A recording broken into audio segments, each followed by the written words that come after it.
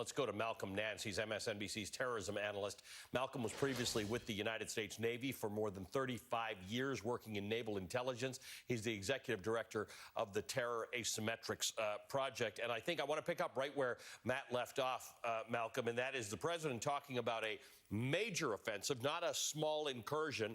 He believes that Vladimir Putin's made the decision, and this concept of taking Kyiv, the capital, which is not close to the eastern border of Ukraine, it doesn't mean an invasion of the whole country. It means taking over the country's infrastructure and controlling Ukraine, which is what Vladimir Putin wants. Right.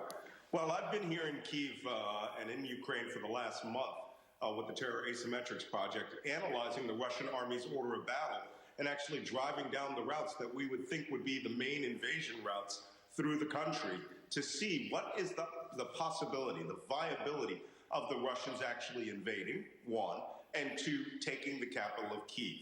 And some of the key findings that we've found is, despite the fact that Russia has 70% of its actual nation's battalion task groups, these combat elements around this country, they could get to what we call their phase line one, which would be an axis just northeast of Kyiv, Chernihiv, the town of Sumy to the east, Kharkiv to the south central, and then down to Luhansk. They could probably take that area in about a week. And the reason that I'm saying a week and not a matter of hours or days is because there is a Ukrainian army. They are very well equipped for what they need to do, which is just defensively slow these tank assaults down using U.S. Javelin anti-tank missiles, stop their air power at low altitude with U.S. Stinger missiles and their own weapons capability.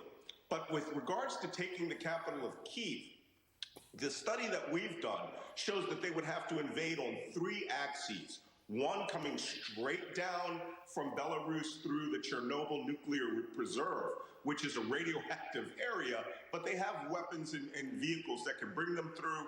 Another one a little bit to the west out of a town called Yelts, heading down to Zhytomyr and coming in from the west around Kyiv. And then they would have to break through the northern command's main army forces at Chernihiv to come down to the city to the east.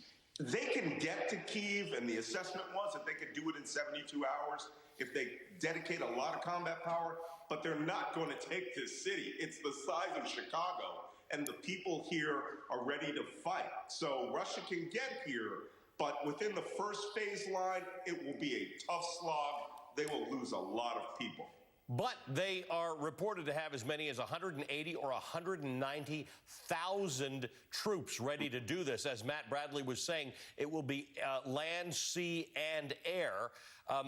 That's unheard of. I mean, since World War II, we have not seen that sort of amassing of troops. The Ukrainians may have a military, but it can't stand up to that.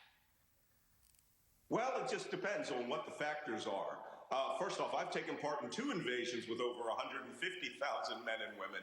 A lot of those people aren't the frontline combat troops. They're fire support, their logistics, their intelligence, all the assets and enablers that you need to sustain a war. But this country is not small. It is not the desert of Kuwait.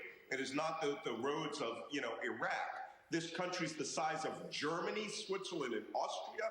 It takes 17 hours to drive at high speed from east to west, in the mud with tanks, trying to avoid ambushes, not get ahead of your infantry with helicopter fire support. It'll still be a slaughter. I mean, the Russians can do it, but they're going to take it.